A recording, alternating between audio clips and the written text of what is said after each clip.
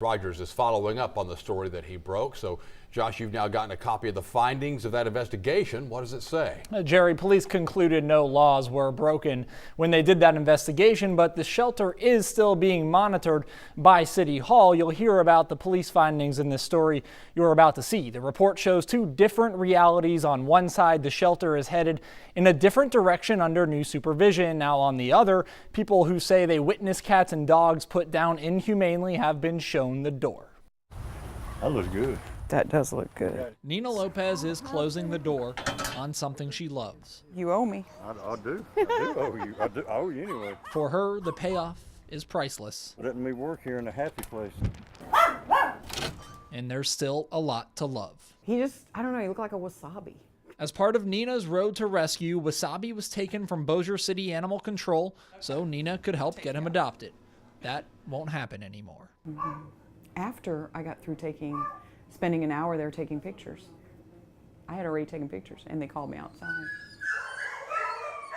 6 years after Nina founded Friends of BCAC and months after her group rattled the cage about conditions at the shelter, Supervisor Dale Keeler told her Friends of BCAC was no more. The shelter is going to work with a new volunteer group to manage its Facebook page. I was completely blindsided by it. I had no idea what was fixing to happen. Bossier City Mayor Lo Walker says the city wants more control over the posts. So we just want to take a stab and see if we can't do an even better job than perhaps was being done before. The new volunteer group, Hand in Paw, has 3,000 followers on Facebook so far. Friends of BCAC has 32,000. It doesn't make sense. Lopez doesn't think it's the real reason. This is total retaliation. In June, KTBS reported allegations from a former shelter volunteer that animals were euthanized using heart sticks without a certified technician sedating them first, which can be painful for the animal. That whistleblower volunteered with Friends of BCAC.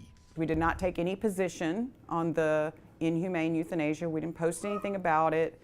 The shelter has changed drastically in 2018. A new director was brought in earlier this year to try to restore order. Employees were fighting like cats and dogs. Well, since Dale has been over there for a while, he feels like we should at least give it a try to see if perhaps we can't do it a little better in-house, because we've had an issue or two which we felt like was not handled as well as it might. Does any part of your mind think Dale may have made this decision because they went to the media with their concerns instead of coming to the city? No. 1 week after we originally reported the story, Mayor Walker ordered police to investigate the shelter. We obtained the report where Brandy Cornell, the whistleblower, said she witnessed a euthanasia tech stick a kitten close to its neck. Louisiana law says syringes must be administered in the stomach and 20 minutes should go by so the animal is sedated. A former shelter employee, Brittany Hardy, said she saw a technician carelessly inject a cat in whatever body part she could hit. The tech answered, quote, "never," when asked by police if she ever used a heart stick without first sedating the animal. The other two techs gave the same answer. Keeler told police all euthanasia techs are properly certified and adhere to state law. He went even further, saying he has a theory the volunteers from Friends came forward with the allegations because of a new policy that stopped them from getting first dibs on the most adoption-friendly animals.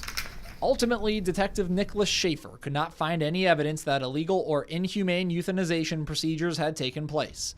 Now the former Friends of BCAC volunteers are gone. And you said to me when I was sitting in this office 2 months ago, you believe some of that stuff did happen. You just didn't find it in the investigation. Does it worry you now you have less oversight and more of this stuff could happen? I have confidence in the new supervision that I've put in there, and I have every reason to believe that it's going to continue to improve. No, that does not bother me. Nina thinks they just made too big of a splash by going public. And I said, I know what this is really about, Dale. What was his reaction to that? He didn't say anything. It said volumes when he said that, when he didn't say anything. So he shook my hand, thank you for your service, and that was it. As Nina seeks new direction, she will continue to serve the animals she has always loved, wherever that may be. I would go back there tomorrow. I really would. I went in there after all these allegations happened and fought the coldness and I was that committed.